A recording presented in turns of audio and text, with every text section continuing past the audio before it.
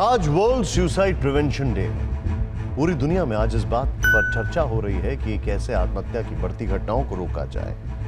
भारत में फिल्म अभिनेता सुशांत सिंह राजपूत की मौत के बाद आत्महत्या की खबर छाई रही। हर कोई हैरान था कि आखिर ऐसा हुआ कैसे कि एक सफल नौजवान अभिनेता ने रातों रात आत्महत्या कर ली। बहस आगे बढ़ती है कि उससे पहले ही यह पूरा मामला हत्या आत्महत्या के विवाद में फंस गया।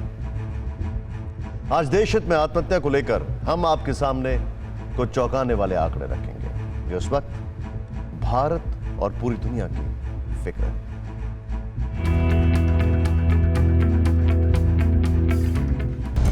हाल ही में आई नेशनल क्राइम ब्यूरो की रिपोर्ट पूरे देश को चिंता में डालने वाली है।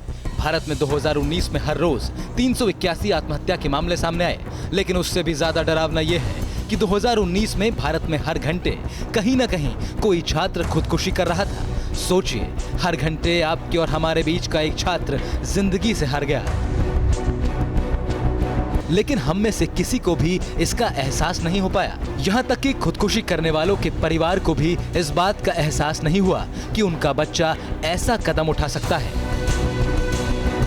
वो भी एक वजह हो कि दिल भारी हो, कोई चीज़ कहना चाह रही हो, कोई मन में बात हो, किसी बात का दुख हो, कोई ठेस लगा हो। अब क्या बात हुई है, रीज़न तो कह नहीं सकता हूँ।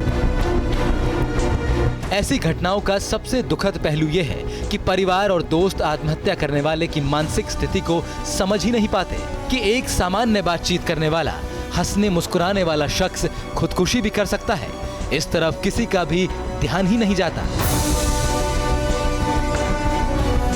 परेशानी में हमारे बीच का कोई शख्स आत्महत्या तक कर सकता है, हम सोचते ही नहीं। मनोचिकित्सकों का कहना है कि परिवार और दोस्तों की यही सोच उनके अपनों को बचा नहीं पाती। एक्चुअली में जो हमारे ब्रेन में सेरोटोनिन नाम का एक केमिकल होता है, उसकी प्रोडक्शन रुक जाती है और सेरोटोनिन के ना होने से हम डिप्रेशन में चले जाते हैं और depression anxieties lead to suicide. एक रिपोर्ट के मुताबिक भारत की कुल आबादी का लगभग 47% हिस्सा 25 साल की उम्र तक के लोगों का है। 2041 में आंकड़ा 58% से भी ज्यादा हो जाएगा। लेकिन अफसोस कि जिस रफ्तार से भारत यंग इंडिया की तरफ बढ़ रहा है, उसी रफ्तार से देश में नौजवानों की आत्महत्याओं के मामले भी तेजी से बढ़ रहे हैं। परवाह देश की, सोमवार से शुक्रवार रात 10 बजे TV9 भारतवर्ष पर।